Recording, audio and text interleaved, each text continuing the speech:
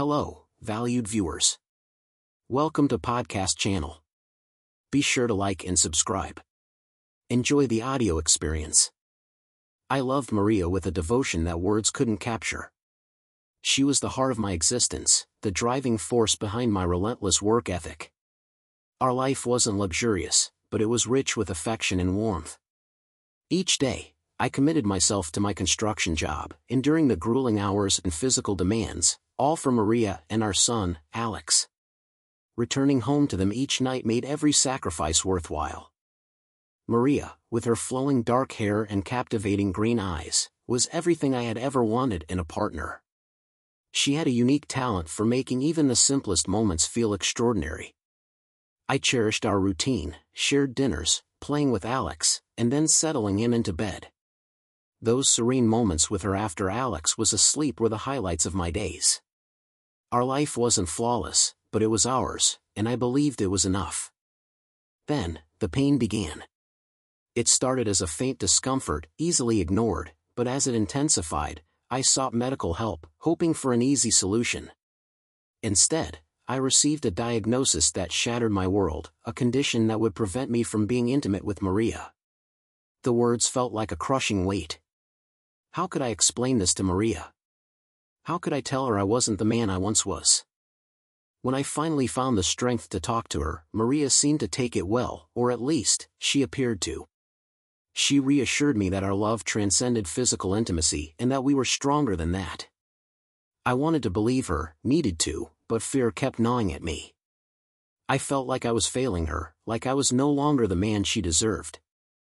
I immersed myself in work even more, taking on extra shifts, trying to avoid facing the growing distance between us. Maria seemed distant, her smiles no longer reached her eyes. I tried to dismiss these thoughts, convincing myself that it was just my own insecurity and that we were all right. One Friday evening, after another exhausting day at work, I came home to find Maria in the living room. She was sipping wine and leafing through a magazine, but her attention seemed elsewhere. Alex was bustling around with excitement, preparing for a sleepover at a friend's house, a plan he had eagerly anticipated all week. "Ready to go, champ?" I asked, trying to shake off the uneasy feeling that had settled in my chest. "Yep," Alex beamed, slinging his bag over his shoulder. Maria looked up and gave me a small smile, but it felt different, forced, almost. I pushed the thought aside, telling myself I was just tired. After dropping Alex off at his friend's house, I decided to take him out for dinner before heading back. We ended up at a little diner, sharing a plate of pancakes and talking about his week. He was full of energy, his excitement contagious. For a while, I forgot about the worries gnawing at me. When we got home, I decided it was too late to make the drive back, so I told Alex we'd spend the night. We settled into a cozy guest room at his friend's house, with Alex falling asleep almost immediately. But I lay awake for a long time, staring at the ceiling.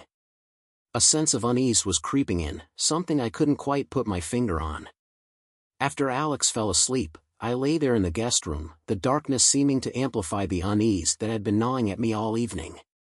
No matter how hard I tried to shake it off, it lingered, a heavy weight on my chest. Maria's distant smile, her quietness, the way her eyes had seemed somewhere else, all of it played on a loop in my mind. I told myself it was nothing, that I was just being paranoid, but the thoughts wouldn't leave me alone. I tried closing my eyes, but sleep wouldn't come. I tossed and turned, my mind racing with worries that I couldn't quite name. Finally, I decided I couldn't stay there as much as I wanted to spend the night with Alex. Something was pulling me back home. I slipped out of bed quietly, careful not to wake Alex. I grabbed my keys and headed for the door, leaving a note for Alex's friend's parents so they wouldn't worry. As I stepped outside, the night was still, the only sound the soft rustling of leaves in the wind.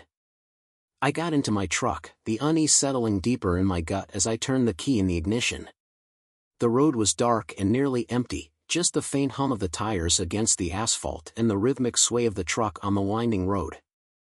I wasn't in a hurry, but my mind was racing. I couldn't shake the feeling that something was wrong. The more I tried to push it away, the stronger it grew until it was all I could think about. I was so lost in my thoughts that I didn't notice the sharp curve in the road until it was too late. I jerked the wheel, trying to correct my course, but the truck skidded, tires squealing against the wet pavement. My heart leaped into my throat as I felt the truck spin out of control, slamming into the guardrail with a jarring crunch. For a moment, everything was a blur, glass shattering, metal groaning under the force, my body thrown against the seatbelt. When the truck finally came to a stop, the world seemed to hold its breath. I sat there stunned, adrenaline pumping through my veins.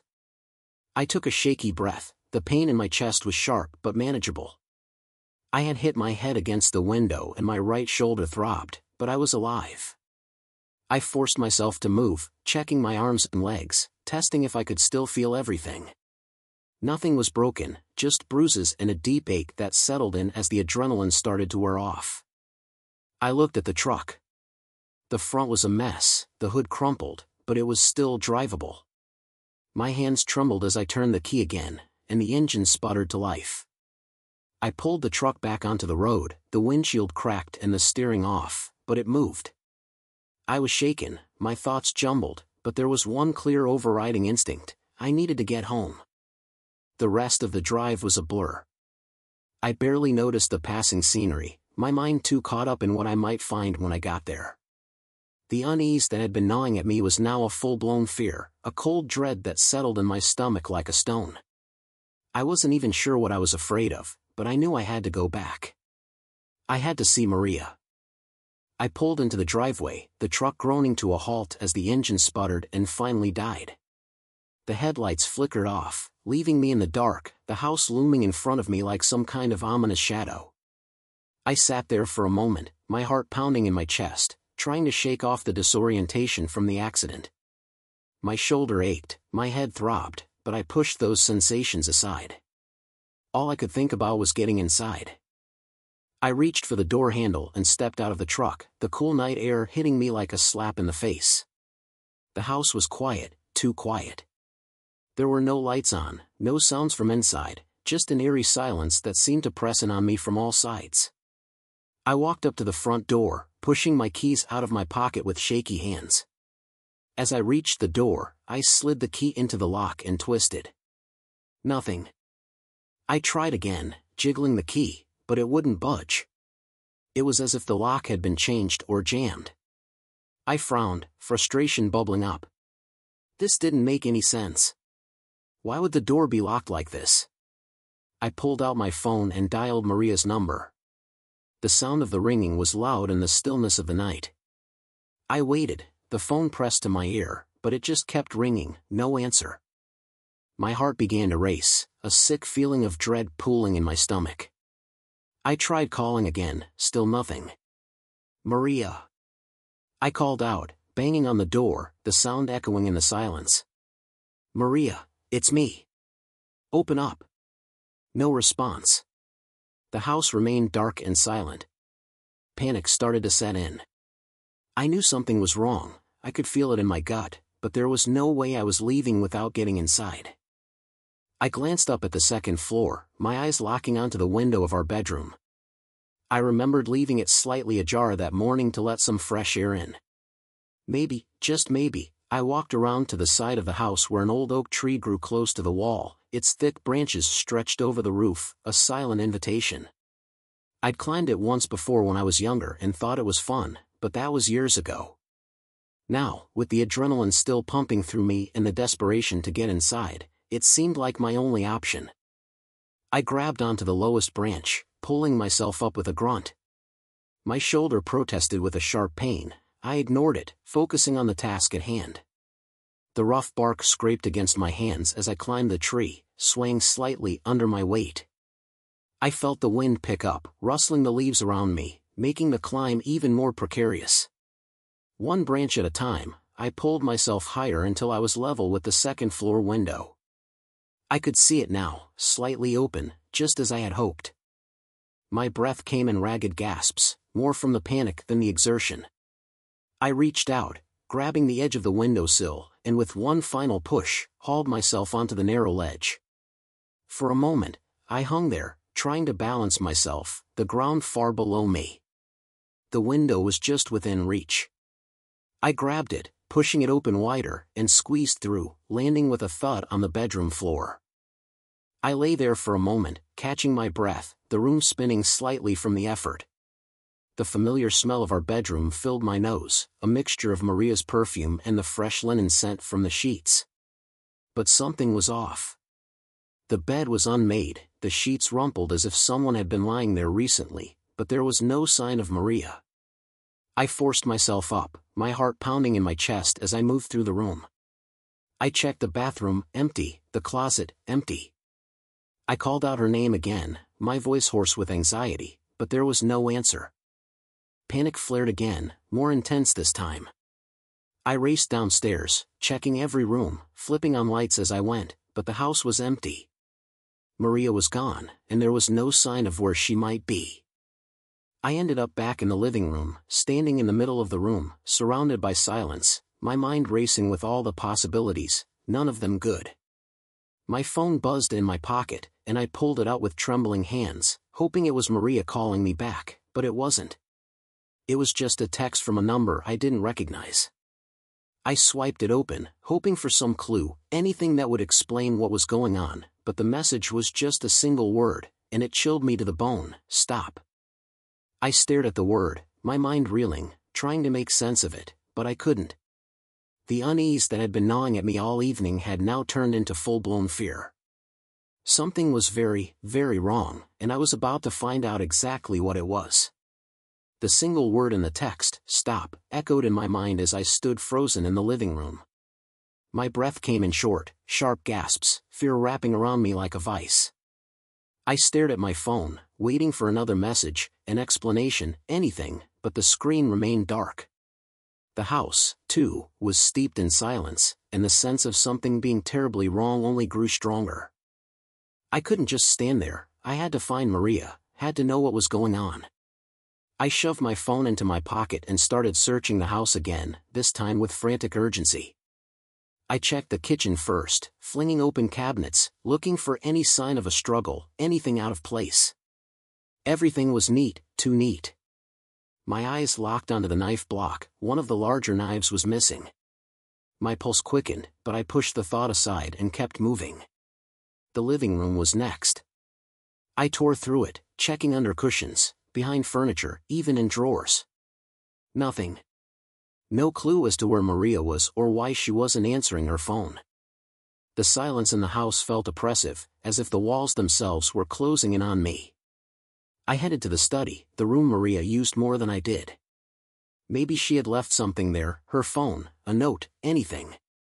I rifled through the papers on her desk, my hand shaking with frustration, but all I found were bills and paperwork, nothing that explained her absence. Just when I was about to give up, I noticed a small key sitting on the desk. It wasn't even one of ours, and I had no idea what it unlocked. I pocketed the key and kept searching, but every room I checked was empty, as if Maria had vanished into thin air. My frustration was mounting quickly, turning into panic. The house felt wrong, like it was hiding something from me. Finally, I returned to the bedroom, the place where I had started. I paced back and forth, trying to make sense of everything, but the more I thought about it, the more confused I became. I was running out of ideas, out of hope. I pulled out my phone and called Maria again. The phone rang, and then someone picked up. "Maria?" I whispered, my voice trembling. There was nothing but silence on the other end. I strained to hear something, anything, but it was just an empty void.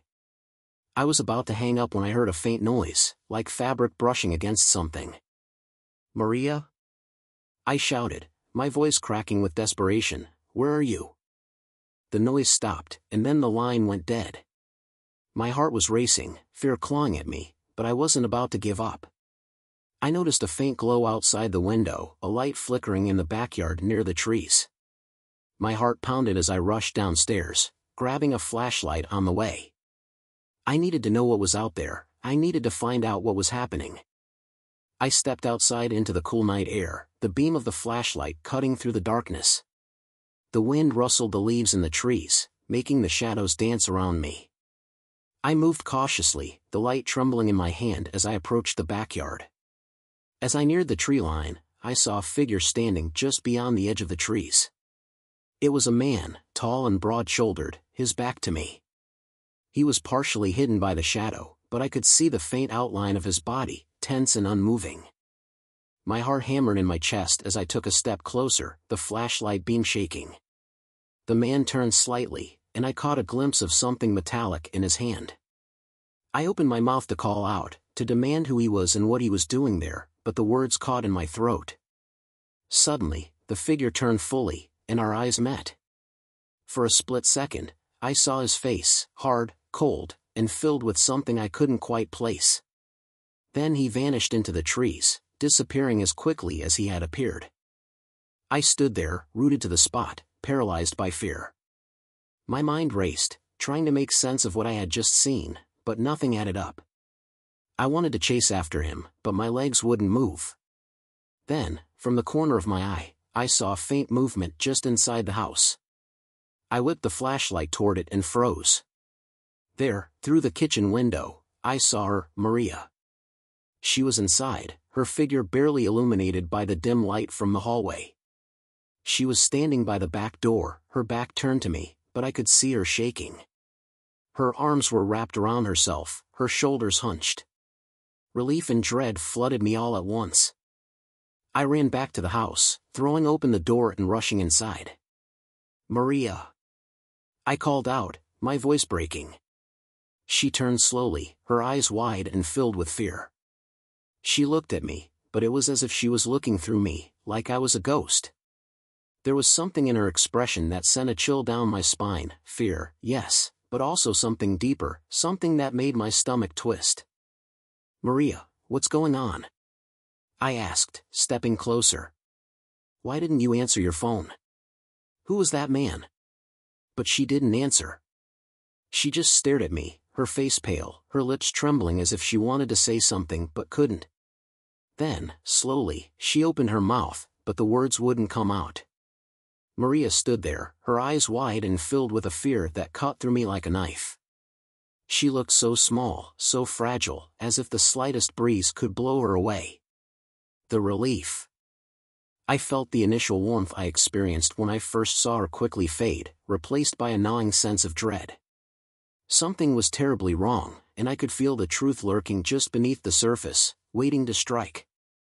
I reached out to her, but she took a step back, her breath coming in short, panicked gasps. "Maria, please," I pleaded, my voice cracking. "Talk to me. What is going on? Who was that man outside?" She opened her mouth, but no sound came out. Her eyes flicked to the window, then back to me, as if she was trying to decide whether to tell me the truth or keep it hidden. I could see the conflict in her eyes, the way she was torn between fear and guilt.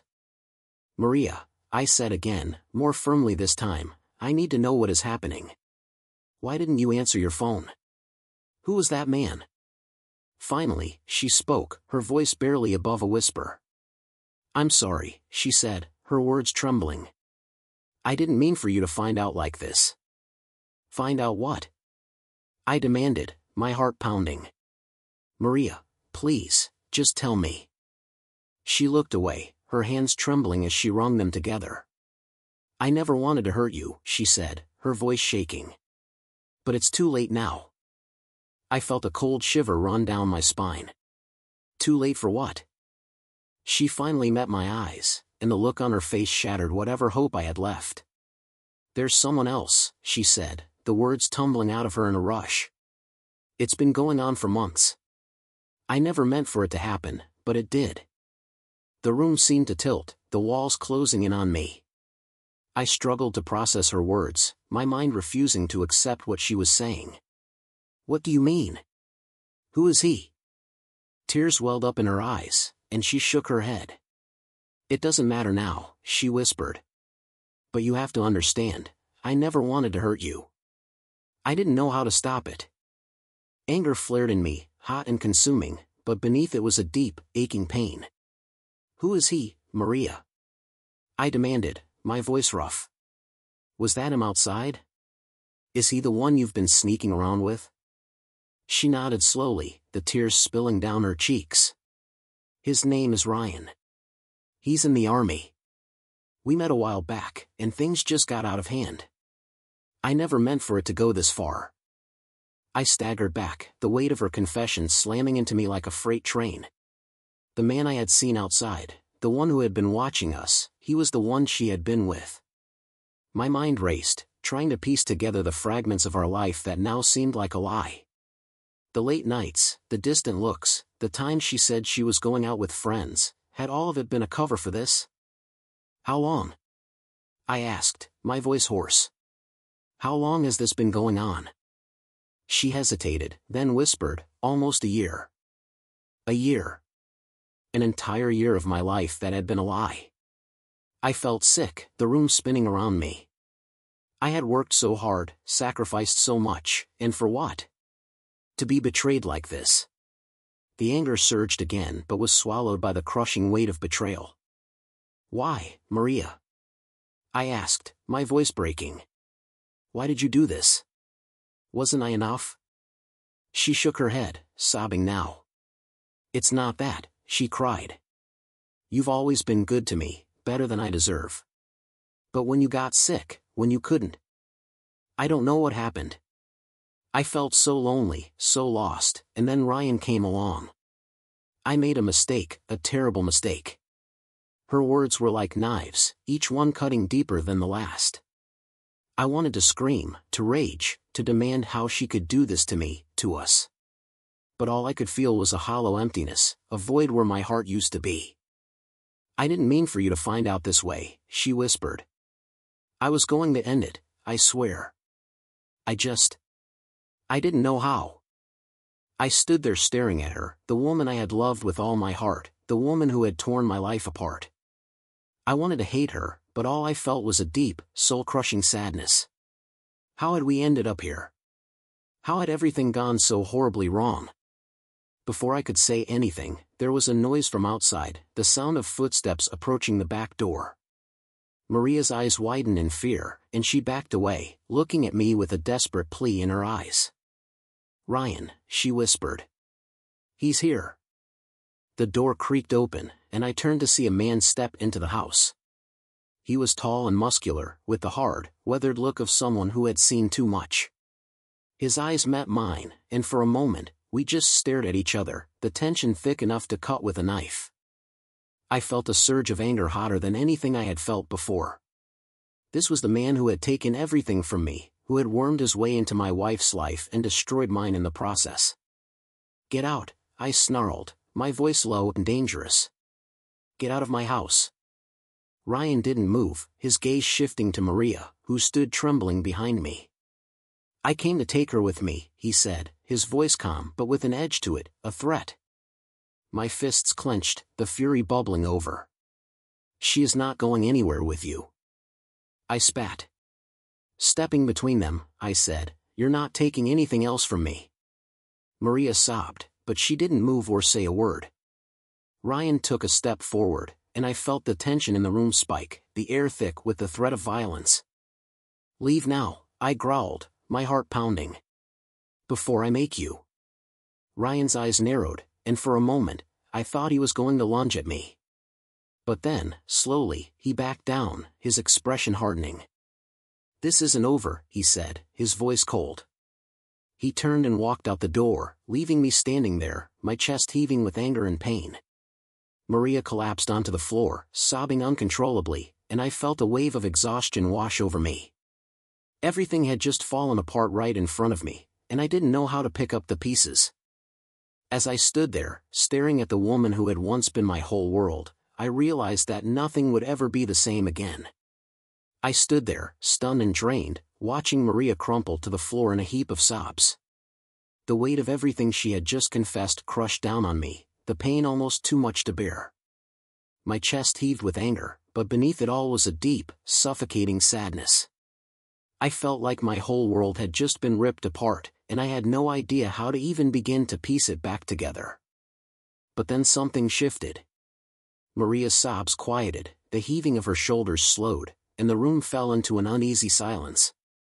I stared down at her, my heart aching, when suddenly I heard it, a sound that didn't belong in this moment, in this nightmare. It started as a low, breathy chuckle, almost as if she were trying to hold back a laugh. I frowned, confusion cutting through my despair. The sound grew louder, more distinct, until it was unmistakable. Maria was laughing. At first, I couldn't comprehend what I was hearing. My mind struggled to reconcile the woman I had just seen break down with the one now sitting on the floor, her shoulders shaking with laughter. It was a sound so out of place, so wrong, that it sent a chill down my spine. I took a step back, feeling the air grow thick with something dark, something menacing. "Maria, what are you doing?" I asked, my voice barely above a whisper. She lifted her head, and the sight that greeted me was like a punch to the gut. Her face was twisted in a cruel, mocking smile, her eyes gleaming with a cold, malicious light. The tears that had streamed down her face were still there, but they seemed out of place now, part of a sick joke that I hadn't been letting on. "Oh, you poor, pathetic man," she sneered, her voice dripping with contempt. "You really thought I was crying? That I was sorry for what I did?" The words hit me like a sledgehammer. I opened my mouth to respond, but nothing came out. My mind was spinning, trying to grasp what was happening. Maria stood up, brushing herself off as if nothing had happened, as if the last few minutes had been nothing more than an act. "All these years, you've been so easy to manipulate," she continued, her tone mocking. "I could tell you anything, do anything, and you'd believe it because you wanted to. You wanted so badly to believe in this perfect little life we had."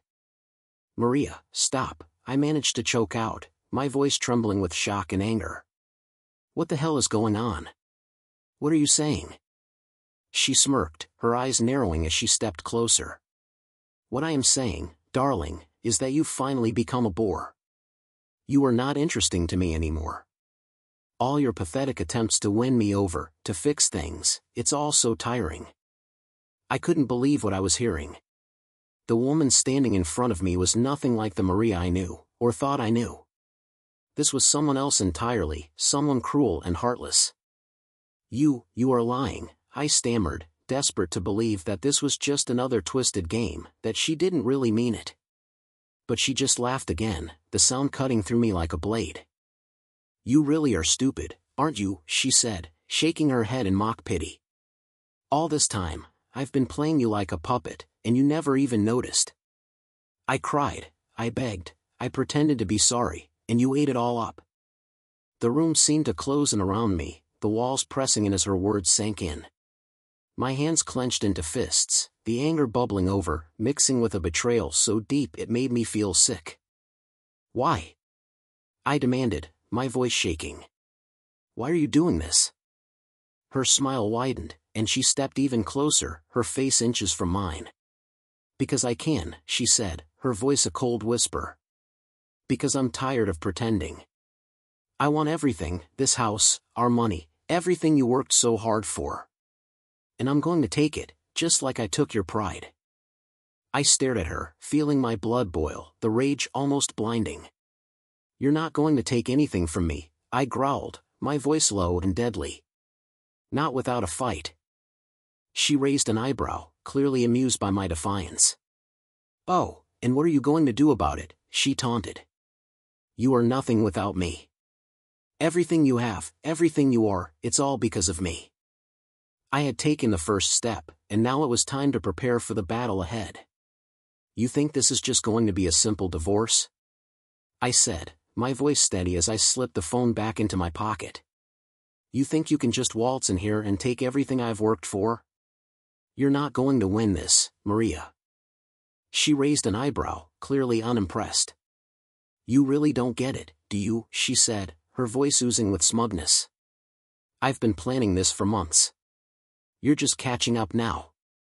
I have everything I need to take you down." I took a step closer, my eyes locked on hers. "You may have planned this, but you've underestimated me," I said, my voice cold. "I am not the pushover you think I am, and I'm not going to let you walk all over me." Maria's smirk faltered for just a moment, and I saw a flash of anger in her eyes. "You don't have a choice," she snapped, her tone sharp. "You're in over your head, and you know it." "Maybe," I admitted, refusing to back down, "but I'm not going to let you win without a fight." Her eyes narrowed, and I could see the gears turning in her mind. She wasn't used to me standing up to her like this, and it clearly threw her off balance. But she quickly recovered, her expression hardening. "You want to fight?" she said, her voice low and dangerous. "Fine, but you'll regret it. I'm going to make sure you lose everything, your money, your house, your son, everything." The mention of Alex hit me like a sucker punch. The thought of her using our son as a pawn in her twisted game filled me with white-hot rage. "Leave Alex out of this," I growled, taking another step toward her. "This is between you and me." Maria's eyes gleamed with malicious delight. "Oh no, darling," she said, her voice sickeningly sweet. "Alex is the key to it all. You think you can hold on to him? Think again. I'll make sure the courts see you as the unfit one. After all, you're the one who's been too busy with work to even notice what was happening under your nose." Her words stung, but I pushed the pain aside. "You're not taking him from me," I said, my voice firm. "I'll fight you every step of the way." She laughed, the sound cold and empty. "We'll see about that," she said, turning on her heel and heading toward the stairs. "You've always been so predictable, so easy to manipulate. But now, you're just a loose end." I watched her go, my fists clenched at my sides, every muscle in my body tense with anger and determination. She might think she had the upper hand, but she was wrong. I wasn't going to let her destroy everything I had built, everything I had worked for, not without a fight. As I stood there, the house silent around me, I began to formulate a plan. I would gather every piece of evidence I could find, every bank statement, every document, every text message. I would show the world who Maria really was, the lies she had told, the betrayal she had orchestrated. And I would make sure that when the dust settled, I would still have Alex by my side. Maria wanted a war, and she was going to get one. But she had made a fatal mistake, she had underestimated me. She thought she could break me, but all she had done was ignite a fire within me, one that wouldn't be extinguished until I had one. This wasn't just about saving what was mine anymore, it was about reclaiming my life, my dignity, and my future. And I was ready to fight for every last bit of it. As I turned to head upstairs to prepare for the battle ahead, I knew one thing for sure, I wouldn't be going down without a fight. Not now, not ever. The days following Maria's shocking confession were a blur of anger, fear, and grim determination. I knew she wasn't done. She had made it clear that she was willing to destroy me, to take everything I loved, especially our son Alex. But I wasn't about to let her have her way. Every moment I had was spent preparing for the battle she had started, gathering evidence and protecting myself and Alex from whatever she had planned next. But Maria was as ruthless as she was cunning, and I should have known she had another card to play. It wasn't long before she made her next move, a move so vicious it nearly broke me. It was late one evening when I heard a loud knock on the door. The sound echoed through the empty house, making my heart jump. I wasn't expecting anyone, especially not at this hour. I approached the door cautiously, my nerves on edge, and peered through the peephole.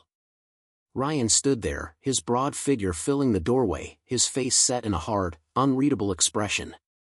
The man who had wrecked my marriage, who had wormed his way into Maria's life and turned her against me, was now standing on my doorstep. My pulse quickened, and a sick feeling settled in my gut. I knew this wasn't going to be a friendly visit. I opened the door, the tension between us almost palpable. "What do you want?"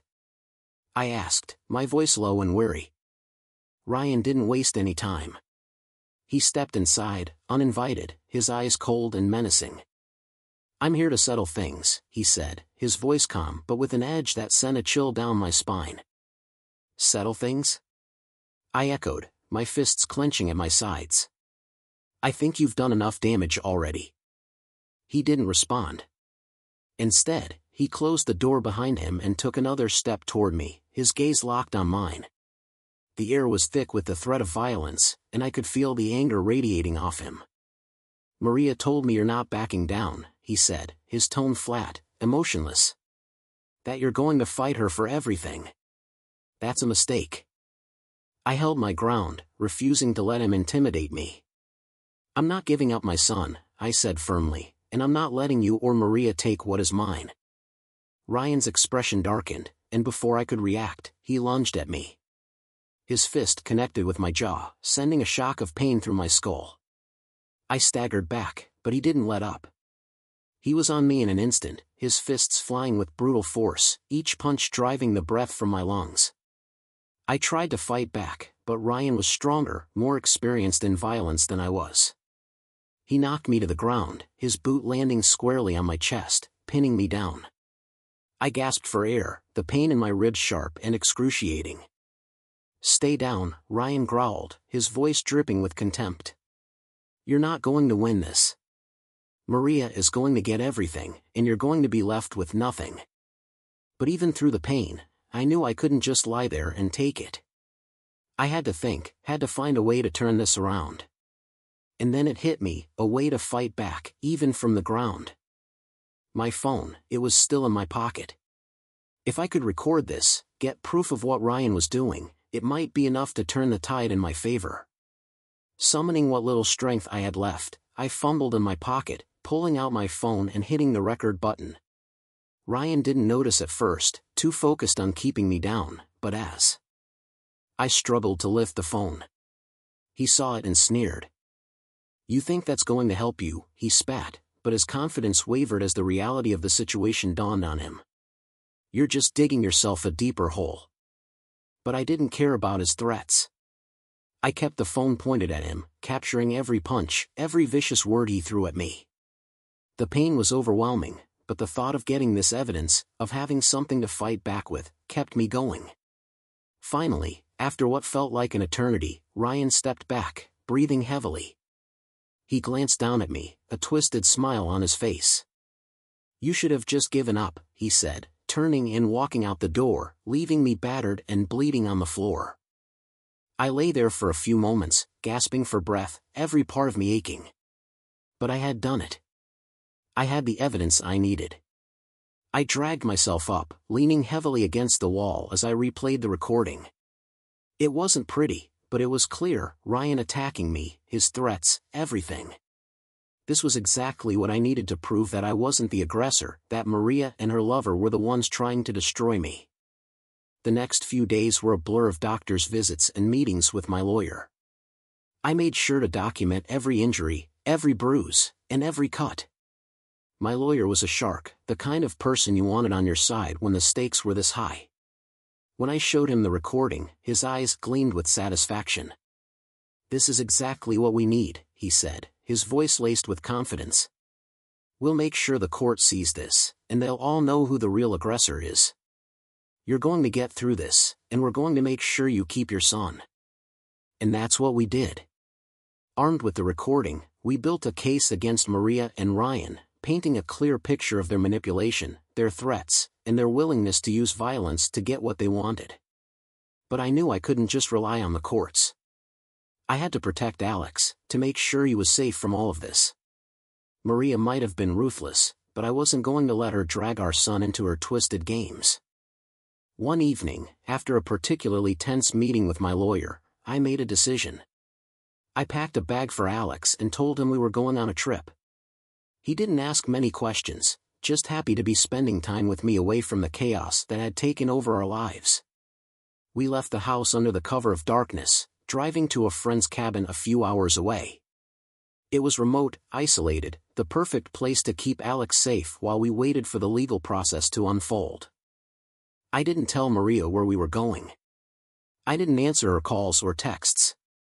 I was done playing by her rules. At the cabin, I focused on Alex, trying to give him some sense of normalcy, of peace. We spent our days fishing, hiking, and talking about anything but the mess that was waiting for us back home. It wasn't perfect, but it was what we needed, a chance to breathe, to regroup. As the days passed, I stayed in close contact with my lawyer, who kept me updated on the proceedings. The evidence we had gathered, the recording, the medical report, everything was making a strong case in my favor. Maria's attempts to paint me as the villain were falling apart, and it was only a matter of time before the truth came out. And then, finally, the day came. My lawyer called with the news I had been waiting for. The court had granted me temporary custody of Alex pending the final divorce proceedings. Maria's case had been severely weakened by the evidence we presented, and the judge had seen through her lies. I felt a wave of relief wash over me, the tension that had been building for so long finally starting to ease. But I knew this wasn't the end. Maria wasn't going to give up easily, and there would be more battles to fight. But for now, I had Alex, and I had the upper hand. I sat on the porch of the cabin, watching Alex play in the yard. I couldn't help but feel a sense of cautious optimism. The war wasn't over, but I had won this battle, and I was ready for whatever came next. The days at the cabin felt like a brief respite from the storm that was our lives. Alex thrived in the quiet, away from the tension and arguments that had consumed our home. He was smiling again, his laughter echoing through the trees as we fished and explored the woods together. I knew we were far from the end of this nightmare, but for the first time in a long while, I felt a glimmer of hope. As peaceful as the cabin was, I knew I couldn't hide there forever. The temporary custody was just that, temporary. If I wanted to make it permanent, to protect Alex from Maria and the chaos she had brought into our lives, I needed to stay sharp, stay focused, and most importantly, stay ahead of her. Maria wasn't the type to take a loss quietly. I knew she would come after me with everything she had. I spent my nights on the phone with my lawyer, going over every detail of our strategy, preparing for the inevitable court battles. I kept all communication with Maria to a minimum, and when I did talk to her, it was only through my lawyer. I wasn't going to give her any more chances to manipulate me. The day came when I had to return to town to face Maria and whatever she had planned next. I left Alex with my friend, making sure he was safe before heading back. As much as I dreaded returning to the house where everything had fallen apart, I knew it was necessary. I had to confront Maria, to make it clear that I wasn't backing down. When I arrived, the house felt different, cold, empty, as if it was holding its breath. Maria's car was in the driveway, but there was no sign of her inside. I walked through the rooms, the silence unnerving. Everything was exactly as we had left it, but there was a tension in the air, a sense that something was about to happen. I found her in the living room, sitting on the couch with a glass of wine in her hand. She looked up as I entered, a smug smile playing on her lips. "Back so soon?" she asked, her tone dripping with mock surprise. "I'm here to talk," I said, keeping my voice steady. "About Alex." Her smile faltered just slightly, but she quickly recovered, leaning back against the couch. "You mean the son you've been hiding away?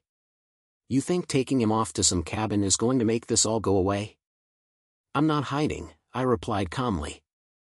"I'm protecting him from you." Maria's eyes narrowed, her smile fading into a cold, hard line. "You think you're the hero in this story? You think you can just take him from me?" "I'm not taking him from you," I said, refusing to rise to her bait. "But I'm not letting you use him as a pawn in whatever twisted game you're playing. The courts saw through your lies, Maria. They gave me temporary custody for a reason." Her expression darkened, the facade of calm slipping away.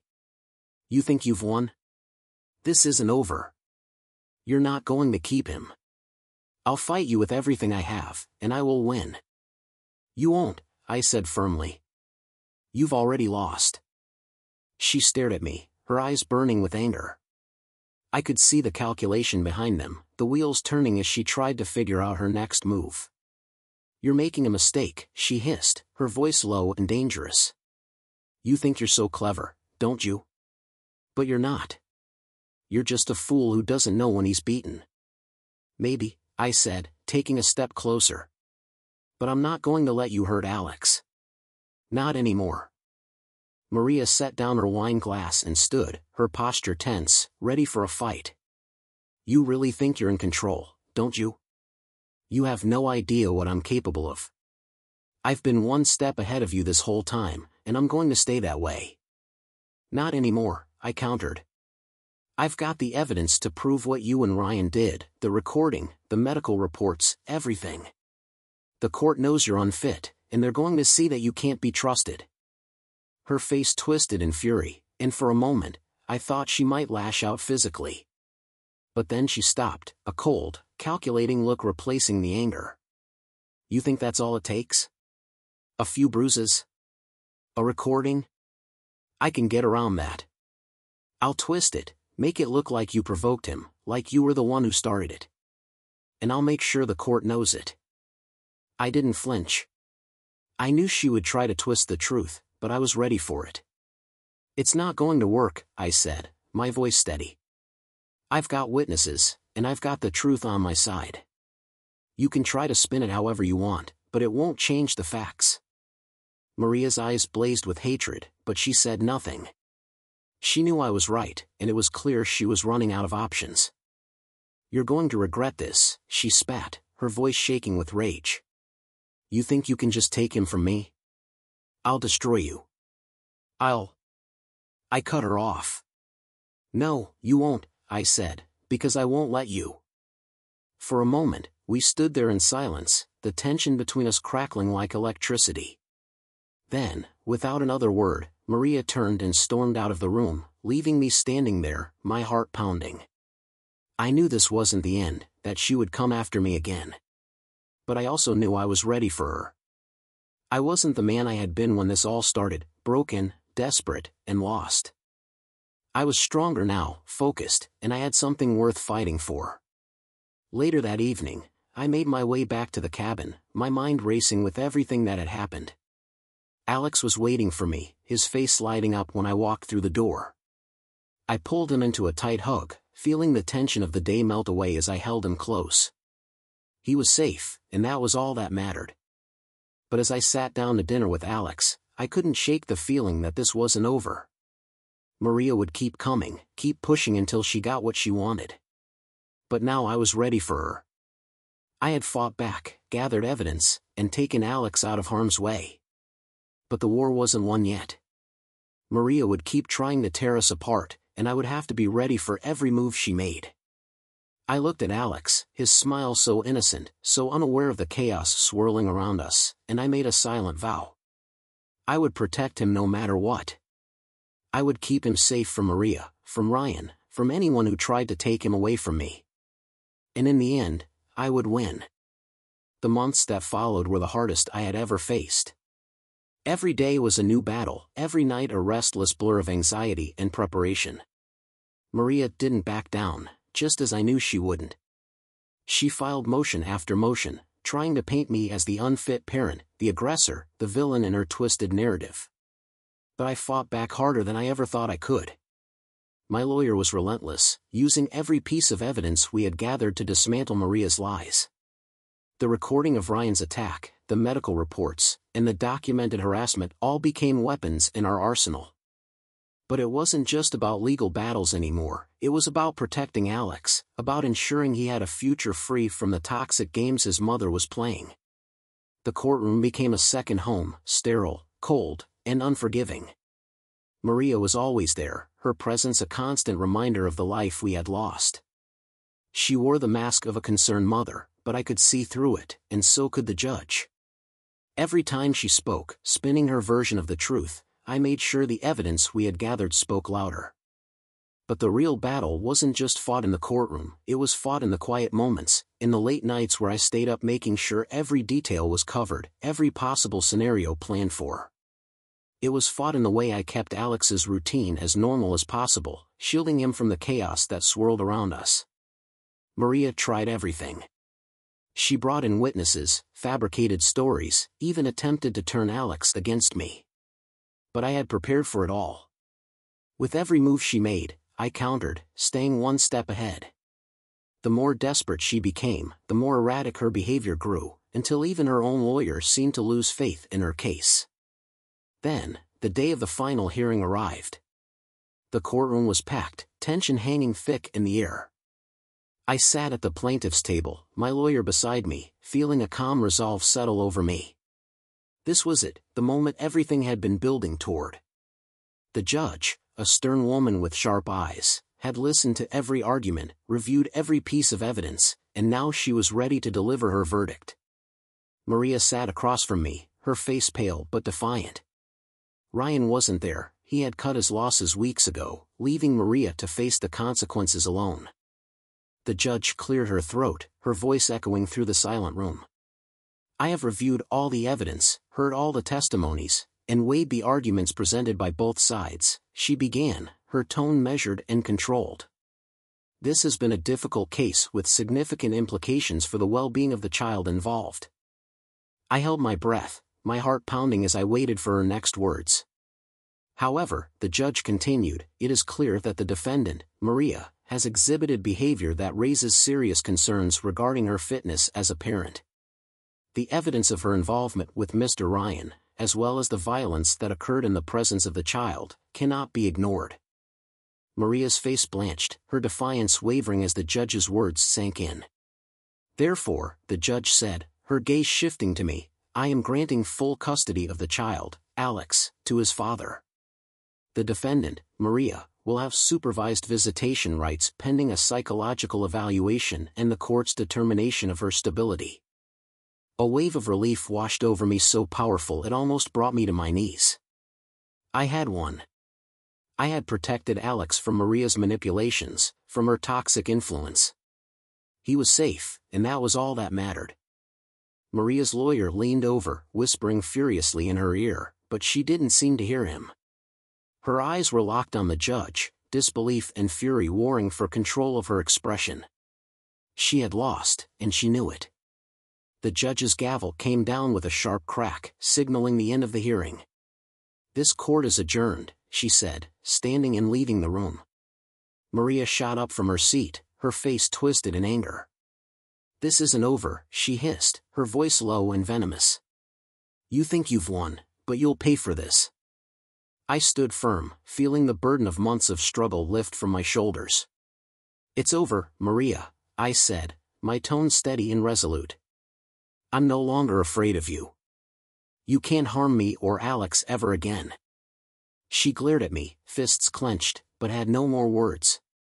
The fight had drained from her, leaving behind a hollow rage as empty as the promises she once made. As she stormed out of the courtroom, I released a deep breath, the tension easing from my body. My lawyer patted me on the shoulder, a rare smile breaking through his usual stern demeanor. "You did it," he said simply. I nodded, still absorbing the victory. It didn't feel like a celebration but rather a hard-won relief. Yet, as I stepped out of the courthouse and into the warm afternoon sun, I felt a sensation I hadn't in a long time: hope. When I picked up Alex later, his beaming smile made everything worthwhile. I pulled him into a tight embrace, feeling the final pieces of my life fall back into place. He was my world, and I had fought for him with all I had. As we drove home, I glanced at him in the rearview mirror, watching him hum along to the radio.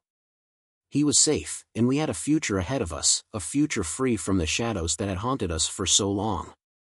I knew the journey ahead wouldn't be without challenges. Maria might still try to stir trouble, but I was prepared for whatever came next. I had triumphed not only over her but over the darkness she tried to impose on our lives. And now, with Alex by my side, we could finally start to heal.